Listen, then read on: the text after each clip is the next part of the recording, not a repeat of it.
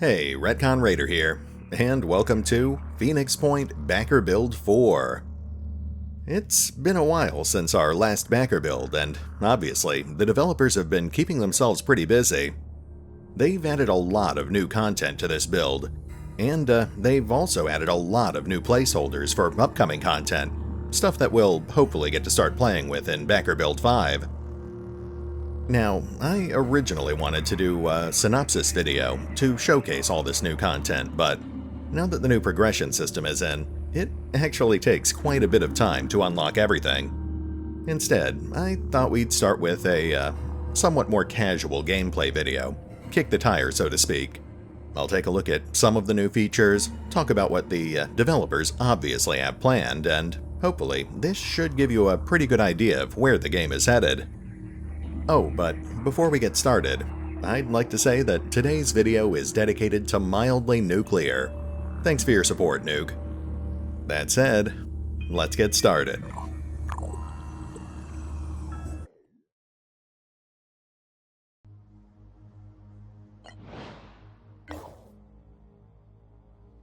Okay, so here we are on the updated geoscape, and it looks like we're starting in South America. That's not a bad place to be. Unfortunately, it does look like we're starting in the middle of a mist zone, which will be a problem eventually, but for now, Phoenix Base Alpha should be fine. Anyway, let's take a look at our base. Now, sadly, they didn't quite get the new base building mechanics in place, so instead, our starting base is procedurally generated using a basic assortment of generic facilities. Still, this screen is informative enough to give us a pretty good idea of what the developers are headed for. Anyone who's played the original XCOM trilogy should have a pretty good idea of what they're looking at already. The base is laid out on a 6x6 square grid, with the player's room placement not only serving a practical and aesthetic purpose, but also to determine the base's layout in the event that they have to defend it from invaders. Much like in the original game, the player's bases are inherently limited in how much equipment and personnel they can house.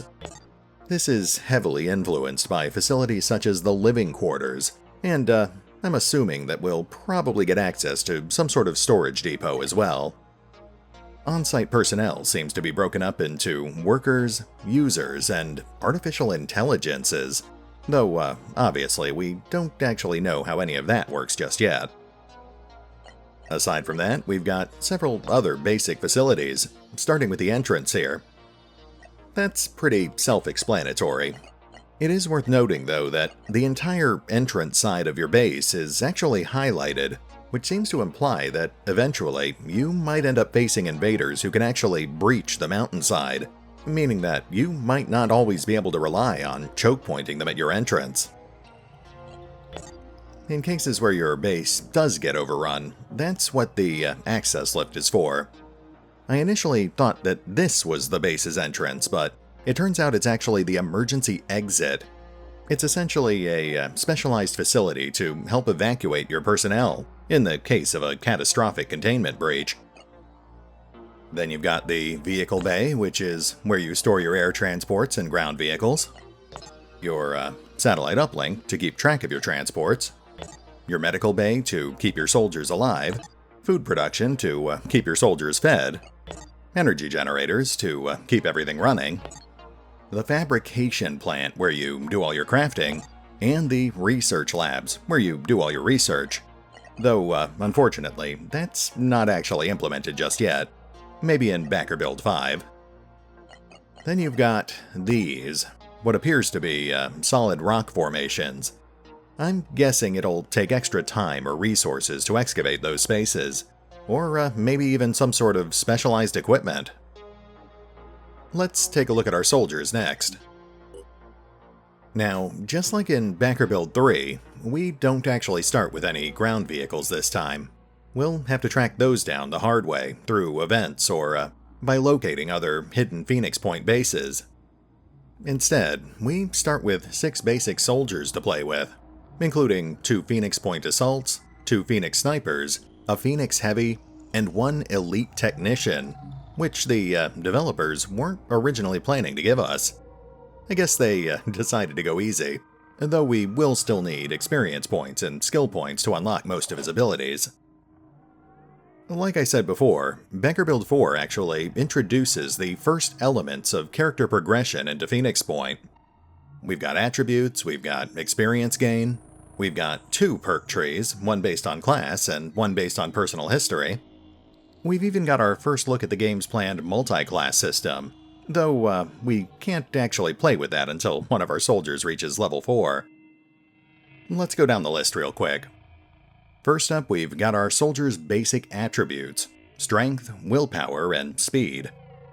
Those are mostly self-explanatory. Strength determines your carrying capacity and hit point total, willpower determines your starting number of will points, and speed determines your total number of action points on the battlefield. Then we've got these attributes over here: experience and skill point totals, which essentially track a soldier's progress over time. Every time a soldier survives a mission, they'll gain experience points, and as they gain experience points, they'll also gain skill points, which are used to improve their attributes and unlock special abilities. Gaining experience points will also lead to gaining levels, which, in turn, grants access to a wider array of perks and special abilities. The top bar here actually represents the character's class-based training. In this case, Harvey is a heavy, so all of his default abilities focus on carrying and using heavier pieces of equipment. The second row, though, that's entirely randomized and represents a soldier's personal talents, or possibly elements of their backstory. That row consists entirely of passive bonuses, things like stat boosts and weapon proficiencies that a character's class wouldn't normally grant them access to. In Harvey's case, that mounted weapon perk is pretty appealing. We'll probably end up grabbing that as soon as he gains a level. I actually really like those personal perk tracks.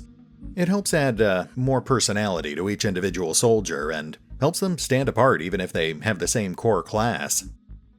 It does get a little weird at times, like with these attribute boosting perks, which in many cases are actually less efficient than just boosting an attribute directly. That's the sort of thing I assume they'll smooth over in future builds.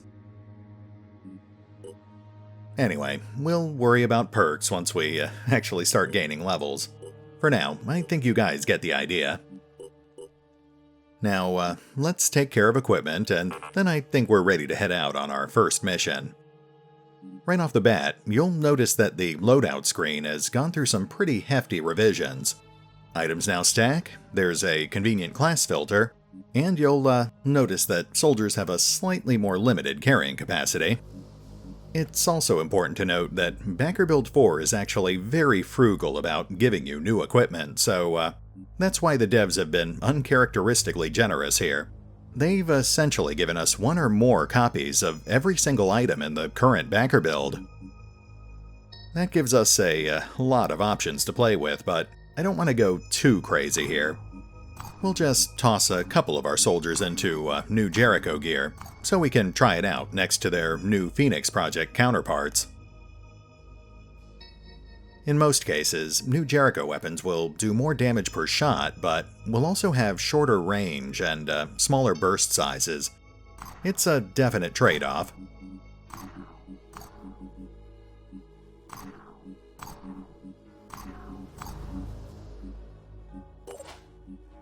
Okay, now let's just get Patrick Murray here outfitted with new Jericho assault gear, and I think we're ready to go. Ah, and that's the new incendiary grenade. I'm really looking forward to trying that out. We will have to make sure we fabricate some more, though, once we've got materials for it.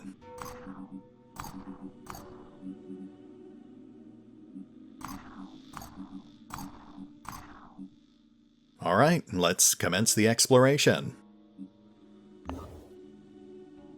Unfortunately, 3 of our starting points of interest are inside the mist zone, so let's go for that one instead. Oh, hey, that's convenient. Guess we're going on a scavenging run. crabmen, mist sentinels, mind fraggers, and fireworms. Nothing too bad, though that will obviously depend on what mutations they have. Alright, rookies, let's see how this goes.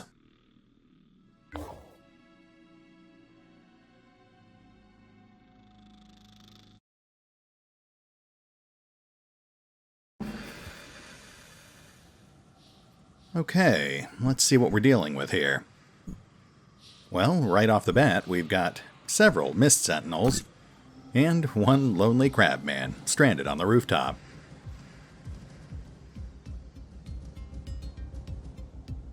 Heavy armor, grenade launcher, standard pincer. That's not too bad. Alright, so you'll notice that in Backer Build 4, they've removed the equipment crates that were in Backer Build 2 and 3. We're not here to scrounge up ammo and weapons. Instead, we're here to secure raw resources like tech and material, which we can then use to actually build those things. Unfortunately, the Pandora virus knows why we're here, so its secondary objective is to destroy those containers before we can secure them.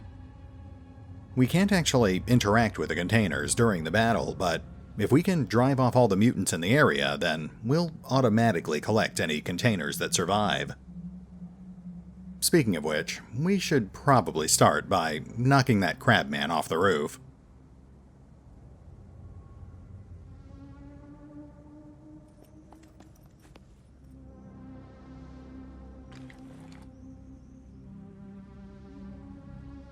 Now, it won't automatically target him because we don't actually have line of sight, but we do have a good general idea of where he's standing.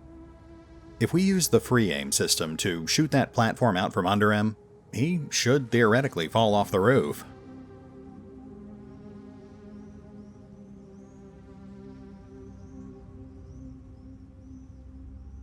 That should be about right. Fingers crossed.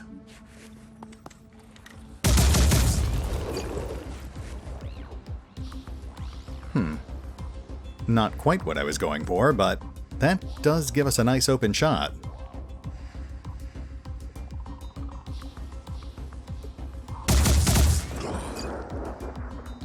You'll also notice that they've really improved the destruction physics, though, again, it's obviously still a work in progress.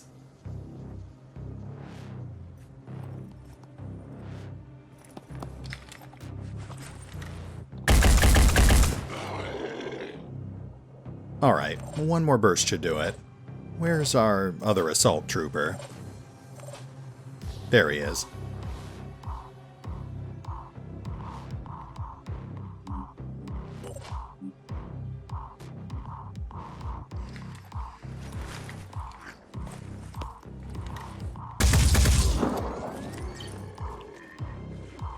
Very nice. That leaves nothing but mist sentinels on our radar.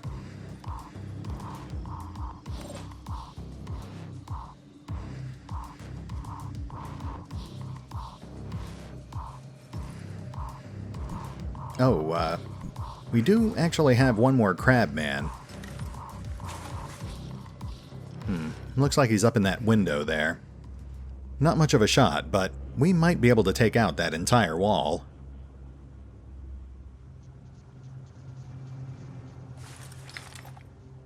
Okay, before we actually waste our action, let's bring our heavy up instead. See if we can put that new cannon to work.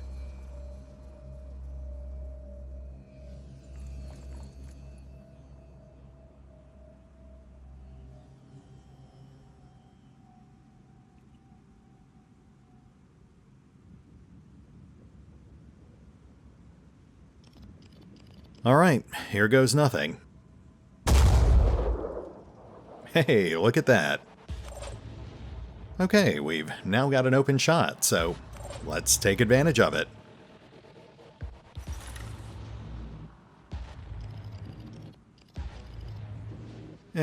Okay, it's still pretty tricky, but... well, no luck after all.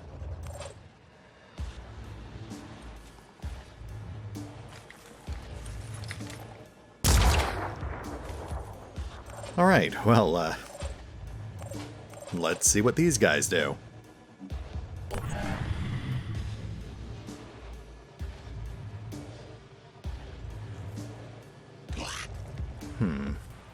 There's our first fireworm. Looks like he's focused on taking out those resources. It also looks like we have another mutant hiding in this corner here. We don't actually have line of sight, but our soldiers know it's there.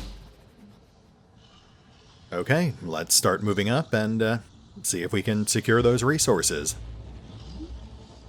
We do want to hug cover, but these guys don't actually have guns, so it's not that big a deal.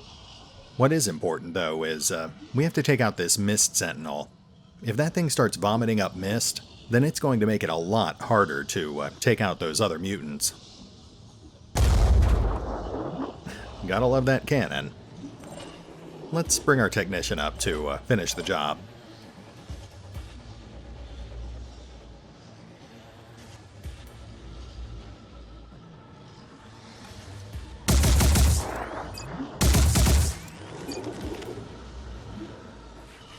We do have a few other sentinels to deal with, but they're not really in our way just yet, so we'll stay focused on the crabmen instead.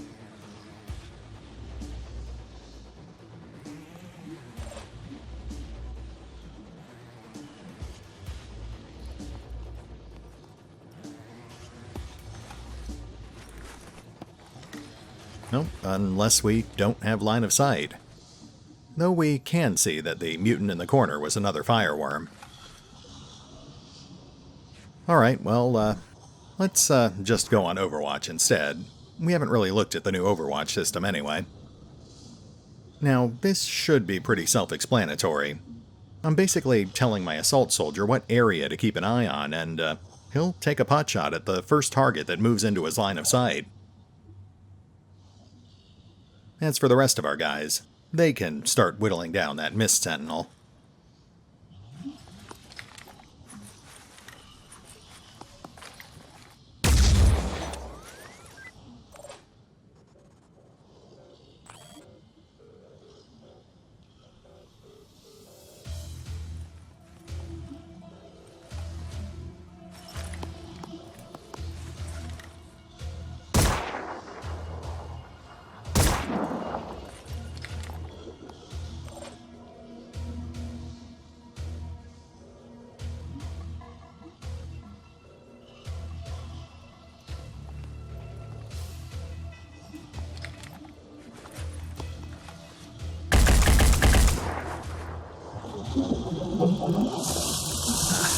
Dang it.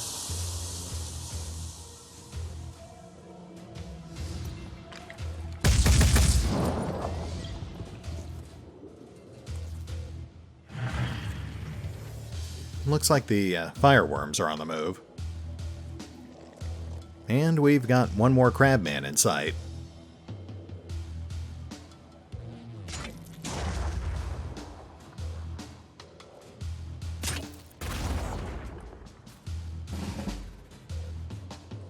Well, now we've got mist on the field. Fortunately, it should start dissipating once we kill that thing. Speaking of which...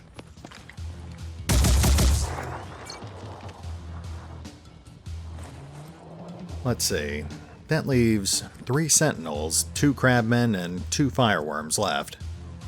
We'll want to focus on those fireworms next. Those things are deceptively dangerous.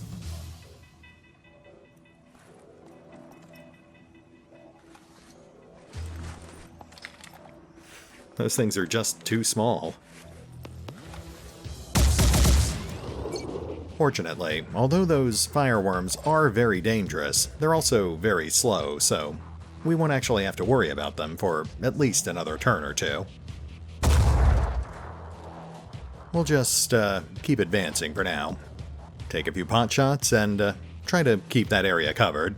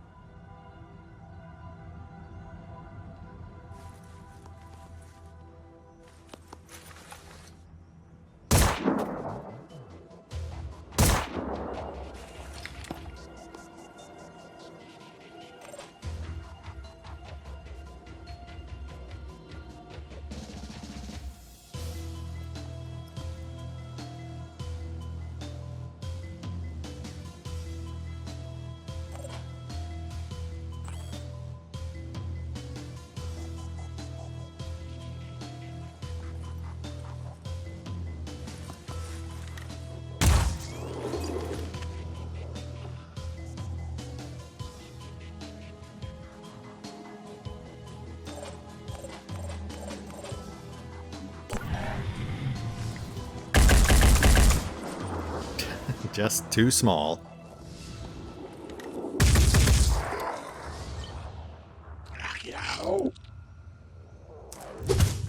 Oh, I guess he's out of grenades. That's good luck for us.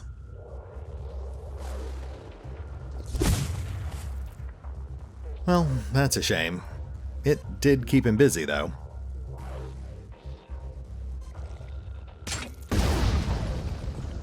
Now we just need to stop that guy. Oh, we've got a mind fragger on the field. Well, we'll worry about the mind fragger in a moment. Let's take out these easier targets first.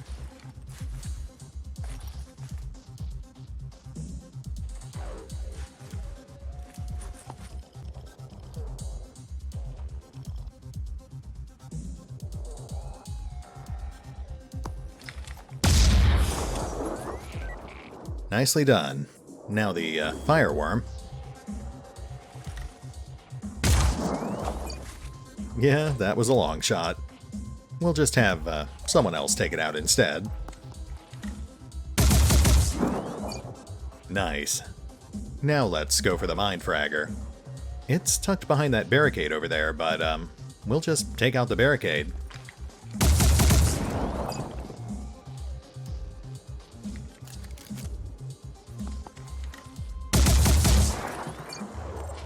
Alright, well, we've cleared out all the obstacles, so let's have one of our snipers take care of this.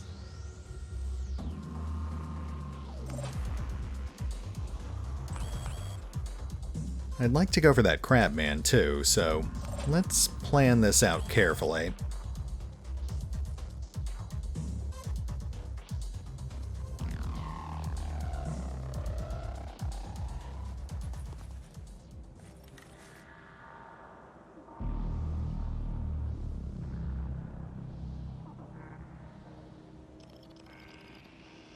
Okay, not a perfect shot, but we'll take it.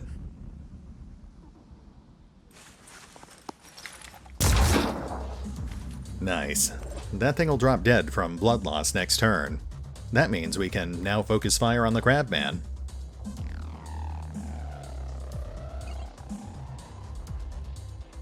Of course, the trick is going to be getting line of sight. That mist does make things problematic.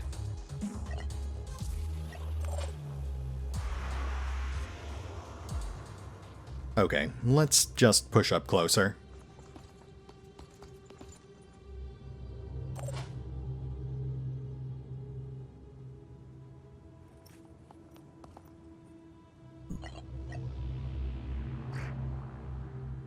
Those containers should be able to survive for at least another turn or two.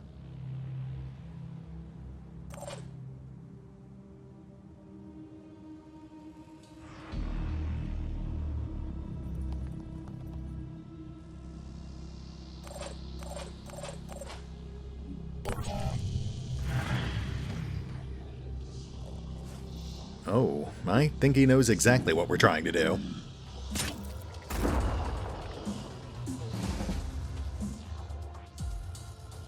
Okay, well, that mist does block line of sight, but it won't actually stop a bullet. We'll just use the free aim system.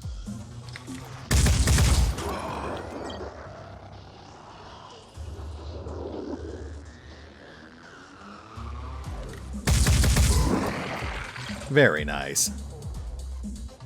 Alright, I think we're pretty much done here, but we do have to kill those mist sentinels before the battle will end. It's a bit of an anticlimax, but it is easy experience points.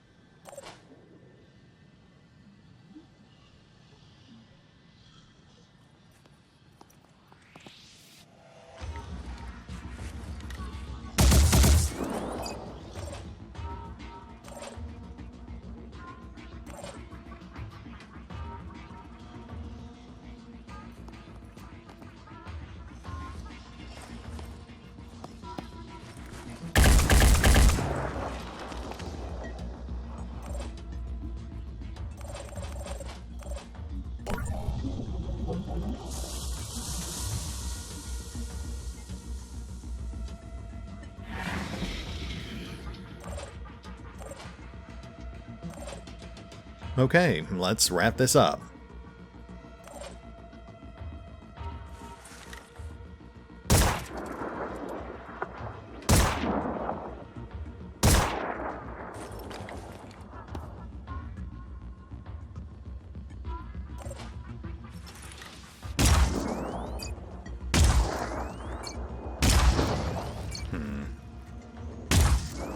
There we go.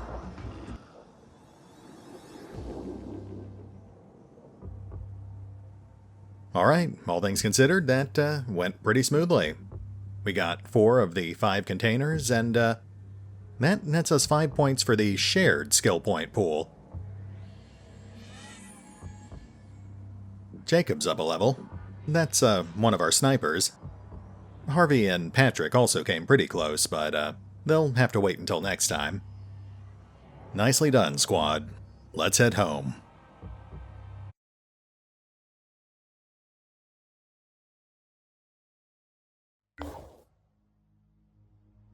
Looks like that got us 200 material.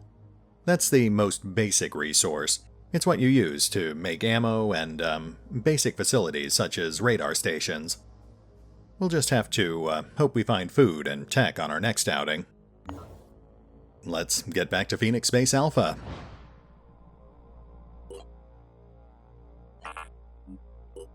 Now, let's take a look at Jacob, see what we can do with that level up.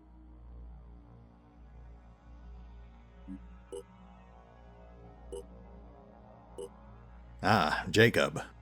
Looks like he's level 2 now, and he's got 50 skill points to burn.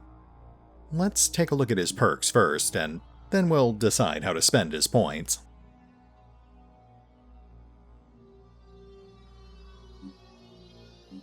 I think Expert Light Weapons is obvious. Same with Overwatch Focus. That leaves him with 25 points to play with, and to be perfectly honest, I'm not really interested in that Assault Rifle perk. Let's just sprinkle the rest of his points across his attributes. Give him some nice universal upgrades.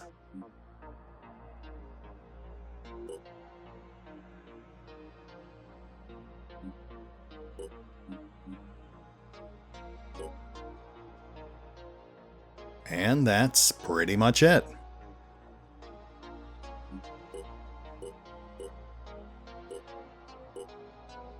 No one else has any skill points, so I think we've reached a pretty good stopping point for now. Obviously, the new backer build has a lot more content to offer, but I think this is enough to give you a good overview of where the game is currently headed. We'll hit the pause button for now, but we will pick up here next time as we head back out into the wastes and, hopefully, track down some of that content we haven't seen yet. See you then.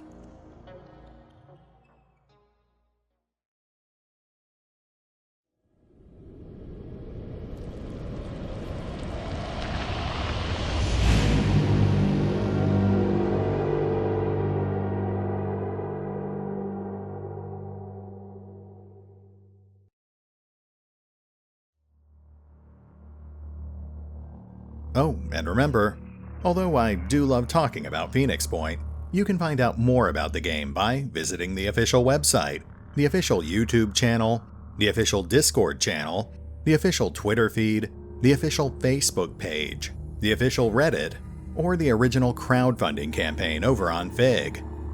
You can also get a copy of Backer Build 4 for yourself by pre-ordering the game on the official Snapshot web store. As always, links are in the description.